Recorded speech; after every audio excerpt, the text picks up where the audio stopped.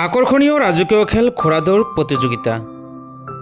এসময়ৰ ৰাজকীয় খেলবিধ আজি পাহৰণিৰ গৰ্ভত, কিন্তু অঞ্চল বিশেষে ব্যাপক জনপ্ৰিয়তা আছে প্ৰাচীনতম ঘোঁৰাদৌৰ প্ৰতিযোগিতাৰ।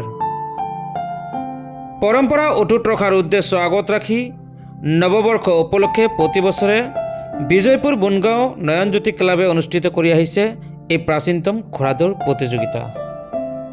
ব্যতিক্ৰম নহয় এই বছৰো।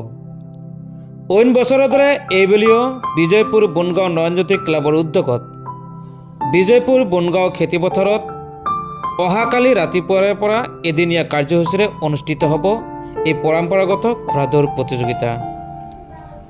ঘোঁৰাদৌৰ প্ৰতিযোগিতাত সমূহ প্ৰতিযোগীক অংশগ্ৰহণ কৰাৰ লগতে সমূহ ক্ৰীড়াপ্ৰেমী ৰাইজৰ উপস্থিতি আৰু সহায় সহযোগিতা আন্তৰিকতাৰে কামনা কৰিছে উদ্যোক্তা সমিতিয়ে।